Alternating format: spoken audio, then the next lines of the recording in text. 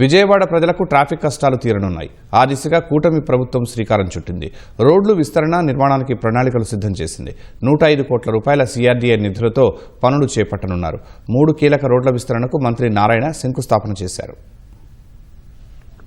విజయవాడ ప్రజలను ట్రాఫిక్ పద్మవ్యూహం నుంచి తప్పించేందుకు 3 కీలక రోడ్ల విస్తరణకు అడుగులు పడ్డాయి. విజయవాడ తూర్పుతో పాటు పెనమలూరు, గన్నవరం నియోజకవర్గాల పరిధిలో ఈ రోడ్ల విస్తరణ జరగనుంది. బల్లెంవారి వీధి నుంచి పోరంకి వరకు నిడమానూరు, ఆటోనగర్, మురళీనగర్ రోడ్, బల్లెంవారి వీధి, నిడమానూరు జంక్షన్ రోడ్లను విస్తరించనున్నారు. బెజవాడ నుంచి శివారు ప్రాంతాలకు ట్రాఫిక్ సమస్య లేకుండా వెళ్లేలా రోడ్లు విస్తరిస్తున్నట్లు మంత్రి నారాయణ శంకుస్థాపన కార్యక్రమంలో తెలిపారు.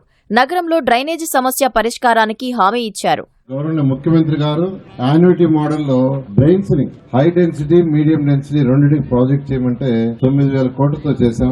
ఏదైతే 2014-19లో పెట్టి కొంత వర్క్ అయి విజయవాడలో గత ప్రభుత్వం ఆపేసిందో ఆ స్కీమ్ లో కూడా దాన్ని పెట్టి వీలైన తొందరలో రాబోయే 2-3 నెలల టెండర్ పిలిచి దాన్ని కంప్లీట్ చేస్తామని సభాముఖంగా మీ అందరికీ తెలియజేస్తాం. ఖచ్చితంగా విజయవాడ గ్రేటర్ విజయవాడ అదేవిధంగా తిరుపతి 2 కూడా చేయడం జరుగుతుంది. ఇవాళ విజయవాడ నగరంలో ఆటోమొబైల్ ఇండస్ట్రీ మెయిన్ ఇంపార్టెంట్. దాంట్లో లారీలు విజయవాడ నగరంలోకి ఎంటర్ అవ్వాలంటే చాలా ట్రాఫిక్ భారీగా ఉండేది. 24 గంటలు 24/7 విజయవాడ నగరంలోకి, ముఖ్యంగా ఆటో నగర్లోకి లారీలు ప్రవేశించే విధంగా ఈ 3 రోడ్లు డిజైన్ చేయడం జరిగింది. కాబట్టి 7 నియోజకవర్గ ప్రజలకి ఉపశమనం కలిగినట్టు. ఈ 3 రోడ్లు పూర్తయితే ఆటో నగర్ కార్మికులకి, లేకపోతే ఆటో నగర్ వచ్చే వెహికల్స్ కోసం, అదేవిధంగా రూరల్ ప్రాంతంలో ఈ పొలాలు కూడా బాగా అభివృద్ధి చెందే అవకాశం ఉంది. తద్వారా ఒక రియల్ ఎస్టేట్ కానివ్వండి, లేకపోతే ఇవన్నీ కూడా ఆ రోడ్డు అన్ని కూడా 100 అడుగుల రోడ్లు, అంత రోడ్లు పడినప్పుడు ఖచ్చితంగా అభివృద్ధి కూడా పెరుగుద్ది. అందువల్ల వీటితో పాటు స్టార్మ్ వాటర్ డ్రైన్లు ప్రధానంగా కావాలని మంత్రి గారిని అడిగాం. దానికి కూడా 2-3 నెలల్లో టెండర్లు పిలిచే అవకాశం ఉందని చెప్పారు. గత 15 సంవత్సరాల నుంచి కూడా చేయాల్సినటువంటి ఈ కార్యక్రమాన్ని ప్రారంభించడం జరిగింది. బందర్ రోడ్, ఏలూరు రోడ్డు నిత్యం రద్దీగా ఉంటున్నాయి. రాకపోకలు సాగించాలంటే ప్రజలు తీవ్ర ఇబ్బందులు పడుతున్నారు. ఒక్కో సిగ్నల్ పాయింట్ దాటాలంటే 10 నిమిషాల సమయం పడుతుంది. ఈ కష్టాలకు చెక్ పెట్టేలా కూటమి ప్రభుత్వం రాగానే చర్యలు చేపట్టింది. ఈ రోడ్ల విస్తరణతో ఆటో నగరుకు వచ్చే వాహనాలకు ఇబ్బంది లేకుండా ఉంటుంది.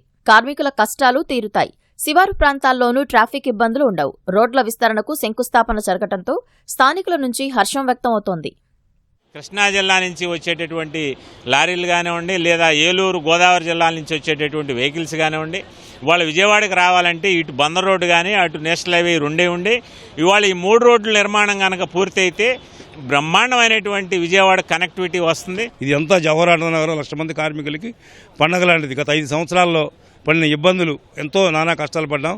ఇవాళ ఇప్పుడిప్పుడే మళ్ళీ మా వాళ్ళు వలస కార్మికులందరూ వెనకొస్తున్నారు. అట్లాగే డ్రైన్ విషయం చిన్న సమస్య ఉంది. మంత్రి గారు ఇందులోనే చూస్తామని చెప్పి గద్దె రామ్మోహన్ గారికి ప్రామిస్ చేయడం జరిగింది. గత 5 సంవత్సరాల్లో కూడా వైసీపీ ప్రభుత్వం ఉన్నప్పుడు వాళ్ళ లారీలు కూడా సరిగ్గా వచ్చేవి కాదు. అందరూ కూడా చాలా వరకు కూడా 1,00,000 మంది కార్మికుల్లో కనీసం 40-50 కుటుంబాలపైనే చాలా ఇబ్బందులు పడ్డారు. కూటమి గెలిచాక ఇవాళ కాస్త కోస్తో పనులుంటున్నాయి ఆటోనగర్లో. రాబోయే 8 నెలల్లో ఈ పనులు పూర్తి చేసేలా ప్రభుత్వం ప్రణాళికలు సిద్ధం చేసింది.